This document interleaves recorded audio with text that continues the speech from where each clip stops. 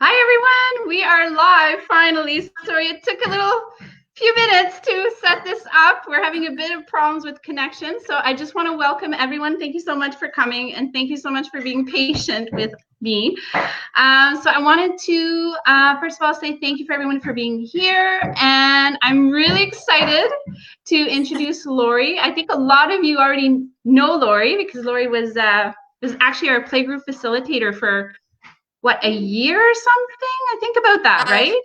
2 years actually. Oh, was it 2 years? Sorry. Yeah. Okay, but No, yeah, I that's guess okay. time goes really fast. Isn't It that does, awful? yeah. So, so recently you actually opened up your own place. So I just wanted to give I wanted you actually to give us a quick background about yourself and about your new place. And then I'll just let you do your thing and I'll just kind of hide back in the background. All right, so I'll let you go Perfect. ahead because I really want to know more about Absolutely. you. Oh, thank you, Nat. Yes, and thanks for having me. I'm excited, equally excited to be here. And yeah, we together, my partner and I opened a small wellness center in our hometown of Wakefield. Um, we kind of came up with this concept of being a place where everybody feels welcome. And of course, we all feel welcome at home. So we decided that that's what we were going to go for, is a home, a wellness center. So we offer weekly, or we were offering weekly yoga classes. We have some amazing after school programs that we were doing, including our Nourish series, which was where we collected the kids from Wakefield Elementary and brought them back here, and we made their lunches for the next day with them, which was really fun, and it was incredible. It was an incredible program. We had just started our after school jiu-jitsu program. Of course, there was yoga with me. There was all sorts of family related events going on. And as of 2.5 weeks now, we had to shut our doors after only being open since January. So it was pretty tricky. We really quickly learned how to go online and do things like these live Facebook and recorded classes. So you can find some recorded classes. I've got some on there. We've got some Qigong on there. We've got some kids classes. We've got a few different things which you can check out at our website. And that would be www.wakefieldwellness.ca. Yeah, and then I'm a yoga instructor. I'm a wellness practitioner. I frequent the schools in the area. I was teaching on a weekly basis at both Wakefield Elementary and for about 8-week program at Chelsea Elementary, and a few in other areas and other school boards as well. But those were the consistents, and I felt really proud being in my community doing that. So that's a little bit about what I have been up to and what I do. And then I thought I would just bring to you a little bit about what is going on right now and how some co-regulation strategies and tips that might help in your house. Because I would imagine, like my house, sometimes the anxiety levels, the anxiousness of being home, and sometimes the walls feel like they're closing in, especially if you have little ones that are bouncing off of the walls. And it always comes back to, for me, to co-regulating. And I know that when I'm even in the schools and teaching a class and I'm not grounded and I feel a little scattered or haven't slept really well or all sorts of the ifs that could happen, I find it harder to connect and to teach from a place of authenticity. And so co-regulating and checking in with yourself is one of the ways that I've been kind of tackling with my kids at home on how to keep us grounded and how to keep us happy and thriving. Even last night, I recorded the video actually, so I'll post that on our social media, but my eldest was having a really hard time settling down, which is not unusual for him. So I thought, okay, well, here's a chance for us to do a little activity of co-regulation. And all we did was held our hands up towards each other about, an inch or so apart. And we took turns. At first I was the leader, and I would just move my hands gradually up and he would follow. And it was very interesting to see the energy kind of shift there. So I thought I'd come to you guys and talk about that and some strategies that you can take home and play yoga with your kids, because remember, play and curiosity and creativity is really something that gets our bodies and our minds into a place of calm. So that was one tip, one movement that I wanted to talk about. Another one is a really fun game that you can play at home with any ball, anything that rolls. You can access. This is my little worry ball, and my worry ball is really cool because you can tell it secrets. You can tell it worries, and my worry ball takes those worries. And then when you roll the worry ball along the earth, Mother Earth is a really, really fantastic thing. It sucks out all of those worries and it turns them back into love and sends them back to you. So you can play this with your families at home, where you sit in a circle and you get your worry ball, and you can of course preface it that they don't have to say a worry out loud. Maybe they just want to whisper it to the ball, and then they roll it along the ground to the next person. So that's one really fun tool, and it's an amazing thing that happens when you give the children a space to really share their worries and their stresses, because it often comes out pretty clearly. And then of course it's just using your breath. When you are calm, your wise owl, which is your prefrontal cortex, your wise owl lives up here right in front of your mind. And your wise owl has a turn to think. And when you can't get that wise owl to wake up and think for you, your guard dog, who's in the middle of your brain, that's your amygdala.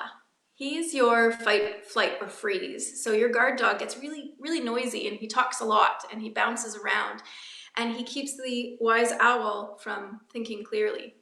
So one way to train that guard dog is to take a breath. And today I thought we would take a fun breath together. I have a breath ball. This breath ball has traveled to many schools, and many kids have gone inside the breath ball because it gets really big and then it goes really small. So the breath ball is a really fun tool, and you can find all sorts of neat online videos of things just getting bigger and getting smaller. And the idea is, when the breath ball gets big, so does your belly. And you do that with your breath. So you take a big breath in, and you take a big breath out when the breath ball gets small. So parents out there, your breath is always with you. You can always use your breath as a tool, and it's fun to play games with the breath. So this is one. So let's take 5 breaths together with our breath ball. So you can warm up your hands. So let's warm them up really nice and warm them up, and then place them on your belly when your hands are nice and warm. And what you're gonna do is you're gonna try and get your belly to get big when you take a breath in, so that you can feel your hands move. And then they're gonna come back into your belly when the ball gets small. So you ready? Let's try this 5 breaths together.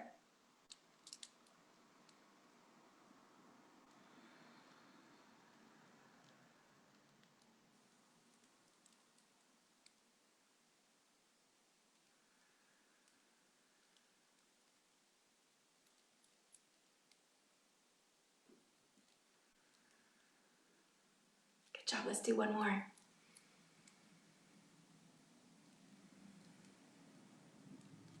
There you go. Doesn't that feel good? So now that you've taken your breaths, you can play some games at home, moving your body. Now, I just posted a video about a monk who went on a long journey, and he went on a long journey to learn how to meditate, and he would sit for very long days meditating. And he would sit, and he would sit, and he would sit. And soon his body got very sore from sitting. So he looked around and he noticed animals. And the animals became the monk's inspiration on how to move his body. So at home, you can look around your house and see what animals you see. You can have, maybe you have a stuffy, like my little monkey toes. And your monkey toes can be your inspiration. How do monkeys move? Monkeys open bananas with their toes. Did you know that? So if you have a monkey at home, you can reach your legs long and you can reach up to grab your bananas, reach one way and then reach the next way. And then you can bring your bananas down to your toes and open your bananas with your toes. And while you're down there, you can give your toes a little tickle too. And then you can take a big breath out and reach for more bananas. And then when you're ready, reach those bananas all the way down to your toes. And monkeys love to play games. Monkeys love to play all sorts of games. They love to peel their bananas too. Do you want to know how they peel their bananas? Well, just pick up one foot and then they take their foot all the way up to their other arm, so you can really hold your foot and reach your arms around, and then you can sing with me if you want. Maybe you know the song. Peel, banana, peel, peel, banana, peel, banana, peel, peel, banana. Good job. And then you have got to do both sides. Don't forget, monkeys have 2 feet just like you do. And bring your other foot in and reach it around and peel, banana, peel, peel, banana, peel, banana, peel, peel, banana. Good job. Take that foot, reach it long. So now I challenge you to look around your house and find what animals that you can find and that you can move like. Another animal that I have in my house is a dog. My dog, he stretches a lot. Do you know how he stretches? He stretches in so many cool ways. The first stretch that he does is a downward dog. So he puts his arms on the mat or on the floor and he stretches his bum way up in the air. And he wags his tail. Can you wag your puppy tail? Wags a lot. And another way I notice him moving is when we go for walks and he takes a pee. He does. He takes a pee out on the road. And he lifts one leg up really high and he takes his pee. And then he tries the other side too. And he even makes a noise. It sounds like this. Psst. Can you make that noise too? Good job. Another way that my dog moves, he puts his legs on the ground. And when he's really, really, really playful, he keeps his puppy dog tail up in the air. And he gets really low, like this. And sometimes he even wags his puppy dog tail. Yeah. And then he climbs up. And that is how my puppy dog moves at home. Maybe you guys have cats in your house. How do your cats move? Maybe you can think of your favorite animal. How do they move? Easter's coming soon. Easter bunnies have big ears. Yeah, they have big ears. And do you know how a bunny breathes? Bunnies breathe with their noses. They do. And they breathe really fast in through their nose and really slow out through their nose. Do you want to try? You can put your ears up, your bunny ears, and let's do wiggle your nose out a little bit. Wiggle, wiggle, wiggle. Yeah. And then try and breathe like a bunny. Try it. So really fast, 5 times in through your nose. And out. Try it again. Well done. So I hope that you have a look around your house and find some animal inspiration, just like that monk did on his journey. You could even find inspiration from nature and from the trees outside. Soon, I think the flowers will be blooming. And you could even make a flower with your hand. You can. And you can smell that flower.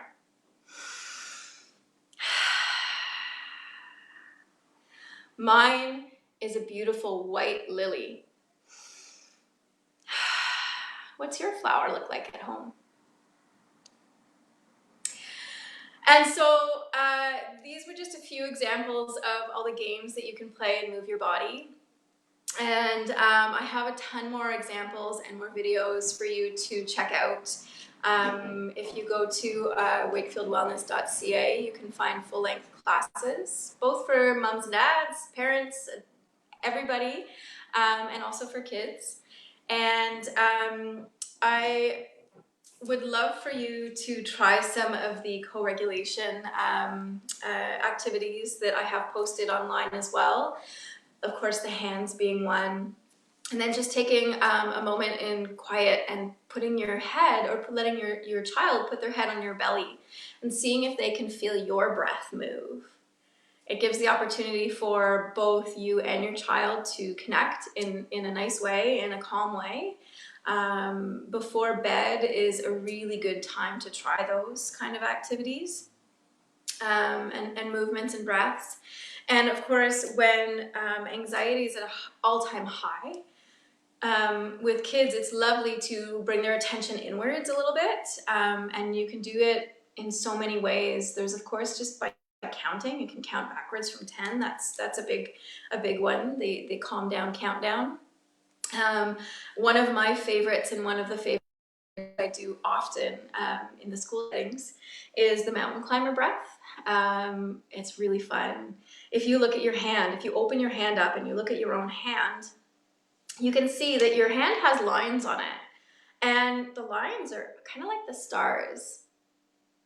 There's no lines that are the exact same. The lines on your hands are unique to you. They're special to you.